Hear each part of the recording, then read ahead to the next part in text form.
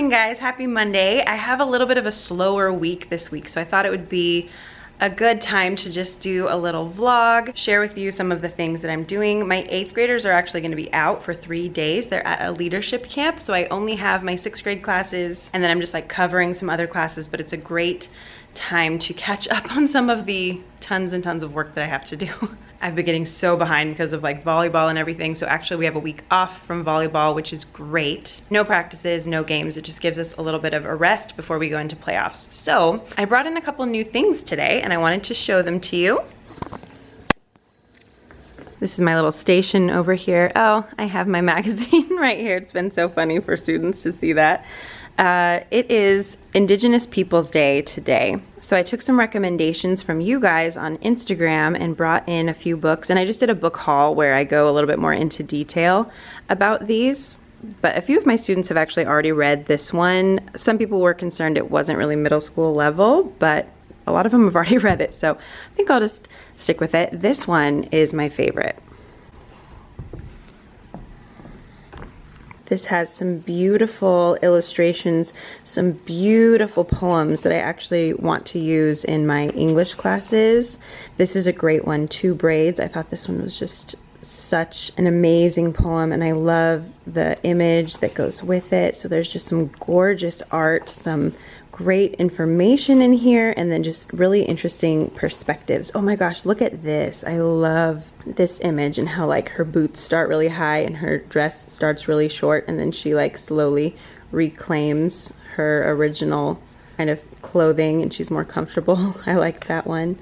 Oh my gosh, this is so beautiful. So I think I'm actually gonna order another one of these books so that I can have one that, you know, stays really nice, but then I can also put one over on my shelf, and then I won't mind if it gets a little bit dinged up, but I really want to have a nice version for myself. Oh wow, this is so cool. I haven't even gotten to see every page of it yet, but I love it.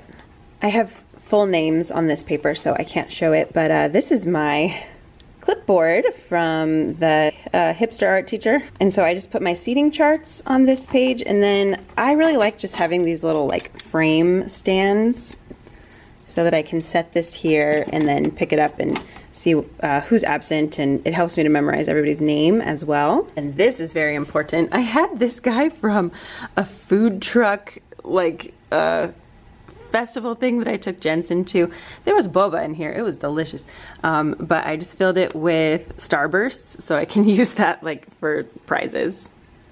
So this is my little section over here, right by my Lin-Manuel Miranda poster. Love that. I just made this. I forget even where I made it. Maybe Vistaprint or something, but I love it. While we're at it, I'll just show you a couple of other books that I've gotten. I buy things for my classroom. I just really like to. I love to buy books. I love to have just like beautiful, high quality books in my room, and it comes out of my paycheck, but I read them and then I pass them on to my students, and sometimes they disappear, and I just like to have them. So I know it's not doable for everybody, but it's something I really love to do. So here's another book that I'm gonna put on my shelf soon. I just wanted to read through it before I do, just because I'm interested in it. This is a book of stories about women and witchcraft. As far as like from a historical sense and a literary sense, witches really fascinate me, because really they were just women who, you know, were not married, didn't follow that stereotype, and usually it was just women who understood science and understood alchemy, and they were smart, and they didn't fall into, you know, the typical categories of other women. So that's how like stories of witches got started in like a historical sense and in a literary sense. So I'm really interested in that from, you know, that kind of a perspective. So this is meant for young adults. I heard about this on a podcast. I can't remember the name of the podcast, but I will link it right here because it's really, really good. And I loved hearing them talk about this. And so I've only read one of the stories so far, but it's got a lot of really interesting stories in here. I just think it would be kind of fun for the month of October. I also got this one, which is a picture book. It's called Mary Who Wrote Frankenstein, and it's about Mary Shelley, obviously. And the pictures in here are gorgeous. Let me show you some of the artwork. I think it's really beautiful, and it's just interesting to learn about her life Like horror is not my genre, and I'm really not into like Halloween all that much or any of the kind of like gothic stuff. But I know that a lot of people are, and I know that a lot of my students are, and I appreciate the beauty in it, and I appreciate like the craft of writing horror. And it always says so much about, like, for example, science or human nature. And so I've really enjoyed kind of looking at it more from like the literary standpoint instead of always just shying away from it. So yeah, I'm gonna use this in some way. I think maybe I can do some kind of like stations or something about horror writers and incorporate that somehow. So I'm looking forward to doing that. I also wanted to show you this book, even though it's kind of rude of me to show this to you because it is sold out everywhere. I'm really hoping that they get it back in stock. This is the big poster book of Hindu deities by Sanjay Patel. He's an illustrator for Pixar. So he does like Sanjay's Super Team and stuff. I think that's what it's called. And these are the posters that are inside, and I have them up just above me on my wall here, and they're gorgeous. I just absolutely love them, and I would love to get one more actually and like just duplicate it around my room. So hopefully this becomes available again because it's amazing. And I teach ancient India, and I have so many students who are from India, and they were so excited when they walked in and saw those deities there. This one kid was like, "Ah, Indian stuff." So that was really fun to just you know, put something up that they really enjoy. Oh, and I'm seeing in my reflection here now, I also have this amazing t-shirt, and it has the lyrics to Dear Theodosia on it. And Dear Theodosia is one of my favorite songs from Hamilton. And I've talked about this in a YouTube video before, but I just love how it's like the two perspectives of Burr and Hamilton, and how once they both have children, they just want a nation where their kids can succeed. And I feel like it's such a perfect, you know, kind of representation of like the divide in America today that we still have. And like we all truly do just like want a better world for our kids. We just disagree about the way in which to make that world a reality. But this song is like healing to me when I start to get very down about the state of our nation. And I used to sing this to Jensen when he was a baby. He's still a baby, but when he was a littler baby. Dear Theodosia, what to say to you? You have my eyes, you have your mother's name. When you came into the world, you cried, and it broke my heart. I'm dedicating every day to you. Domestic life was never quite my style. When you smile, you knock me out and I fall apart, and I thought I was so smart. Anyway, I could just sit here singing Hamilton all day, but let's not, because there are other things to do. Oh, okay, there's another map that I also want to show you that I've been using with my 8th grade classes. We've been reading a lot of Indigenous literature. The only thing is I don't know where I got it. I don't remember because it's been a long time. I've had it like since I first started teaching. I think this was the first map that I ever bought. And this was before I ever used like Amazon or Teachers Pay Teachers or anything. So I don't remember. But I think this is beautiful. This is a map made by an Indigenous man, and he researched where all of the original tribes were located before the European invasion. And so it's very detailed. There's, you know, possibilities that there are some inaccuracies here, but on all maps you always have that chance. And so it's really cool to be able to show my students, like, when Europeans got here, this is what it looked like in America already. This was North America. It was settled, it had many nations, many governments, many languages, many different cultures, many groups of people. So I've had this up this week and I just absolutely love it. Okay, well, I need to take this time to get some serious grading done. So I'm gonna do that for a little while and then get to some lesson planning. And we'll talk later. Look what I found. They now have an entire website dedicated to tribal maps. So there's like reservation maps, map sets, postcards, state maps, puzzles. So I'm gonna order some stuff right now and I will link this site below for you. Hi guys, I'm checking in at the end of the day. This was a really easy day because I only had to teach 2 classes. This is odd. It'll never happen again. This was like the easiest day of teaching ever, but just wanted to show you what we are moving on to next with my 6th graders.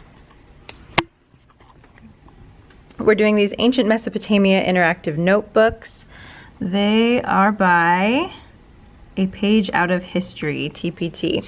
And I really like these because they're pretty simple, but just useful. So what I did this year is I printed this and then a table of contents on the back so that we can keep track of what's in here.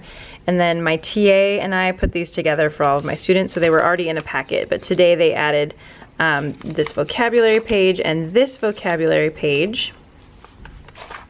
This is mine from last year that is already filled out, so we had a table of contents take up a full page, but I didn't feel like that was necessary this time.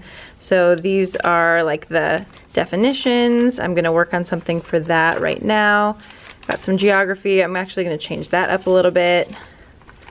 Sumer, the Acadians. So we're gonna do all of this over the next couple of weeks.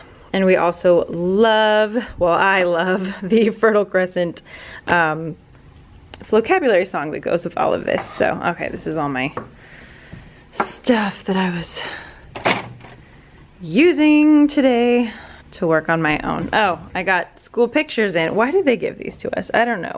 What on earth would I ever do with that? I'm making some tea over here. I definitely need some coffee. All right. Oh, I need my good pen. I can't do this without my good pen. Okay. One of my students was reading this book, isn't that funny? A 6th grader, and I love Malcolm Gladwell, so he let me borrow it. Okay, so this is just kind of like a to-do list. This is a weird planner for the week because I'm not doing normal things, but okay.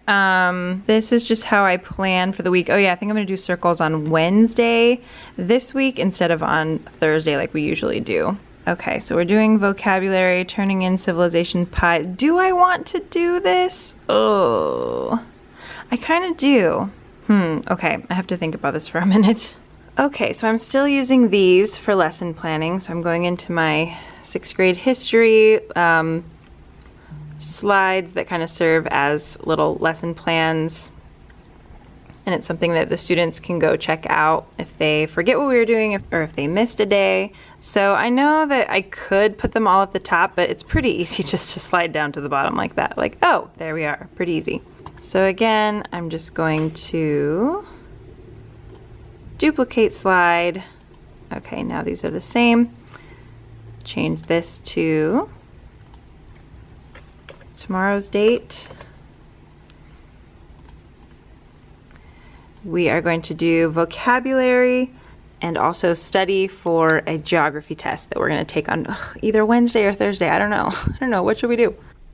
When I do vocabulary words, I don't like to write them up, on the board while everybody else copies. I'd rather have them written down and like scatter them around the room and have kids get up and fill in their own.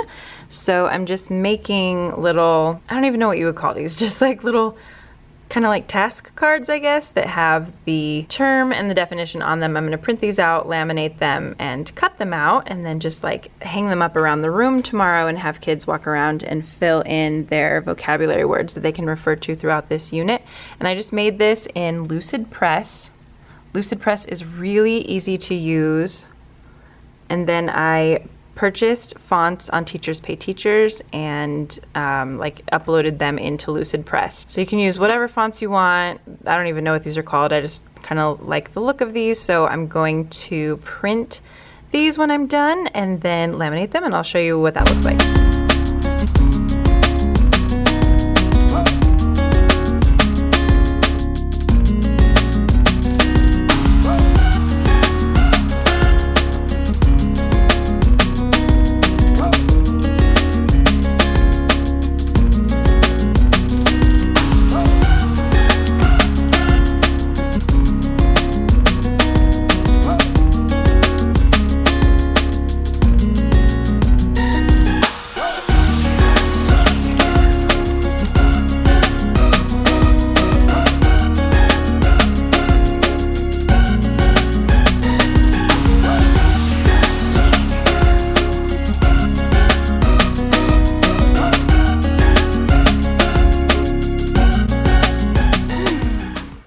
morning. It is Wednesday, I think.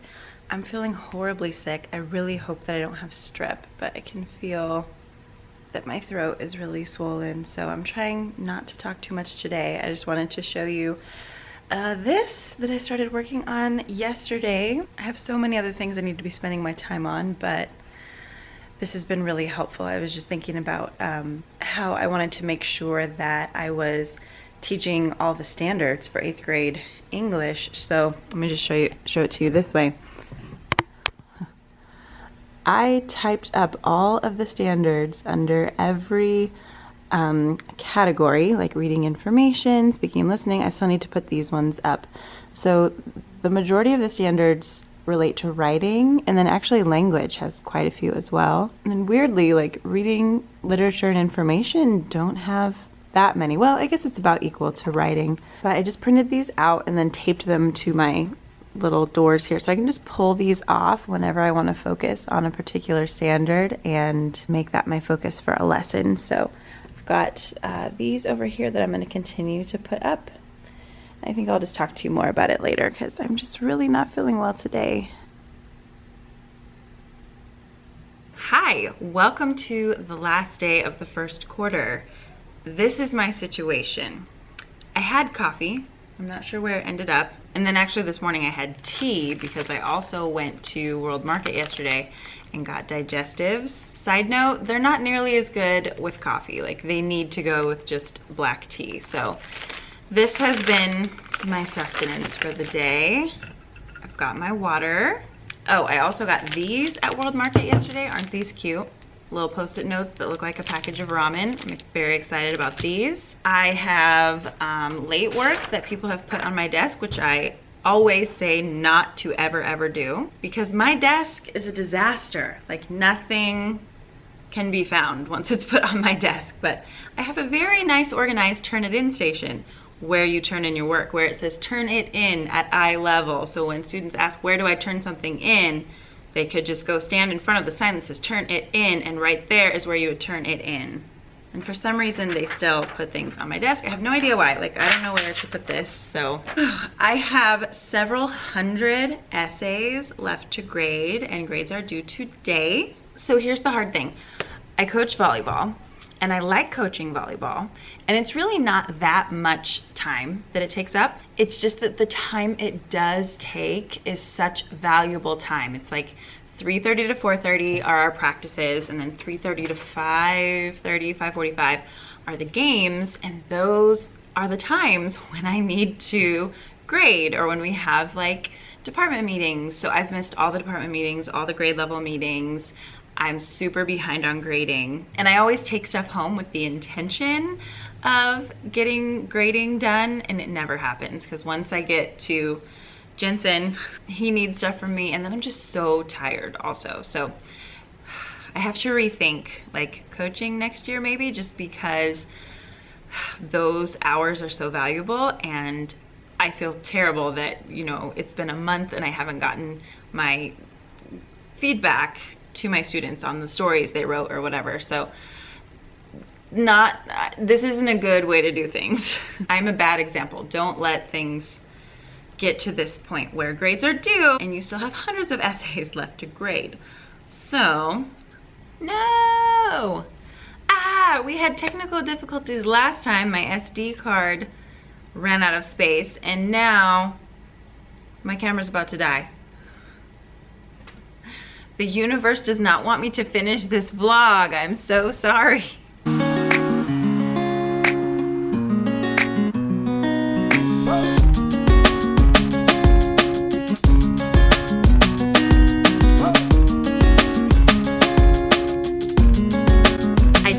Camera, so now I can finish telling you what I was gonna tell you.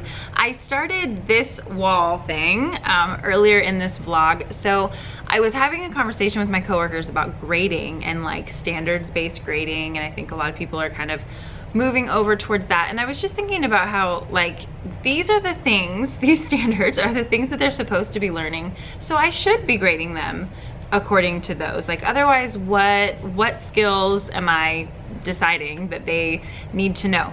So I was like, I need to be familiar with all of the 8th grade English standards, and they're sort of hard to work with, like just on the Common Core website. So I typed them all up into this kind of like document-y thing and then printed them all out like that. And I was like, I want to have them like at my fingertips at all times. And these are all the different like categories. Like they need to know language, and what does that say? It's backwards. Speaking and listening, reading information, and all of that stuff. So I printed them out on different colored paper and laminated them and cut them out. So this is how it turned out. So next time I am lesson planning, I can just see much more clearly like the types of skills that they need to have and the types of things that we need to practice. So we're doing an informational writing unit right now, and I chose 4 of these standards for them to work on, and I can just like pull them off and take them down, and each lesson that we did this week was based on one of those standards. So I will put these in my Teachers Pay Teachers store and make them available. If you also teach 8th grade English and use the Common Core standards, I think that printing them out and having them available really helps, and they just look kind of cute. I just kind of like it. So anyways, as usual, I have a volleyball game to get to. I've got my volleyball shirt on. Oh, we've got playoffs this week and next week. So just busy all the time. So I'm gonna end this vlog here. Thank you so much for watching, guys. Leave me comments down below and let me know what you wanna see in future vlogs. What kind of stuff do you wanna know about that we're doing? It always helps when you guys give me ideas. So thank you so much for watching, and I will see you in my next one. Bye.